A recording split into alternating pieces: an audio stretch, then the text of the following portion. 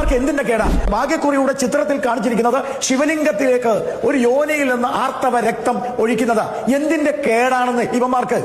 ഒരൊറ്റ കാര്യം എന്നെ അനുവദിക്കണം, കാരണം ഇന്നത് പറഞ്ഞില്ലെങ്കിൽ എനിക്കത് സഹിക്കൂല.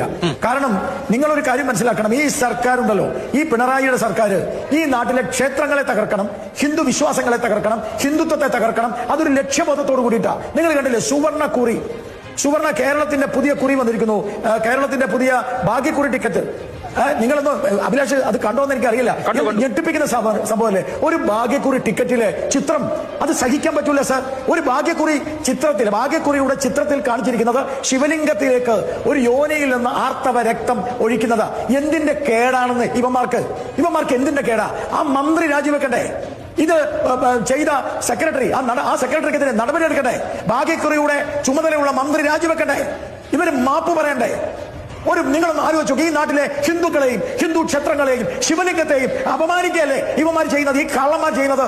ചെറ്റത്തരെന്നോ തെണ്ടിത്തരെന്നോ പറയാൻ പറ്റുന്ന തരത്തില് ഭാഗ്യക്കുറിയിൽ എന്തിനാ ശിവൻ, ഭാഗ്യക്കുറിയിൽ എന്തിനാ യോനിയിൽ നിന്ന് രക്തമൊഴുകുന്നത്? ആരാണ് ഇതിന്റെ പിന്നിൽ?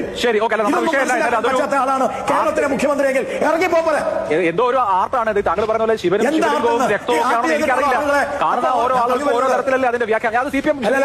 കണ്ടാ മനസ്സിലാവും.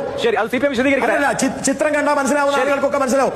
എന്തായാലും ഞാൻ പറഞ്ഞു വന്നത്, ഈ ശബരിമല ക്ഷേത്രമായാലും ശരി, ഒരു മിനിറ്റ് ഞാൻ കഴിഞ്ഞ ഒറ്റ വരിയിൽ തീർക്കാം. ശബരിമല ക്ഷേത്രമാണെങ്കിലും ശരി, ഈ നാട്ടിലെ തിരുവിതാംകൂർ ശ്രീപത്മനാഭ ക്ഷേത്രമാണെങ്കിലും ശരി, കള്ളത്തരം കൊള്ള ചെയ്യുക, സാധനങ്ങൾ അടിച്ചു മാറ്റുക. ഇത്രയും കാലം വിപ്ലവ ചിന്തയായിരുന്നു. ഇപ്പൊ ലിംഗം, യോനി, സ്വർണം, ആ സ്വർണ്ണ ചിന്ത, യോനി ചിന്തയാ ഇപ്പൊ ഈ വിപ്ലവ വയാരികളായ കമ്മ്യൂണിസ്റ്റുകാർക്കുള്ളത്. കഷ്ടമാണിത്. അതുകൊണ്ട് തന്നെയാണ് SITയുടെ അന്വേഷണം ശരിയല്ല. CBI അന്വേഷിക്കണം.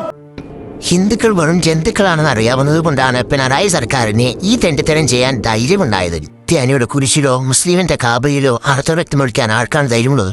കേരളത്തിൽ ആർക്കും മുട്ടാവുന്ന ചെണ്ടയാണ് ഹിന്ദു. അഭിലാഷിന് അത് ആർട്ടാണ്. ഇസ്ലാമിസ്റ്റ് തീവ്രവാദികളുടെ ജിഹാദിനെ പഠിപ്പിക്കുന്ന ഇഹാദി കൂട്ടിക്കൊടുപ്പാണല്ലോ അവരുടെ പണി.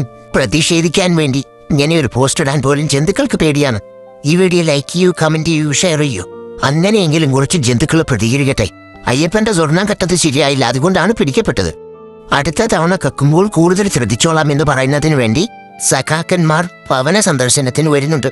ഒരിക്കലെങ്കിൽ ക്ഷേത്രത്തിൽ പോയിട്ടുള്ള ആത്മാഭിമാനമുള്ള ഹിന്ദുക്കൾ അവരെ കൊണ്ട് ക്ഷമ പറയിപ്പിച്ചിട്ടേ വിടാവൂ.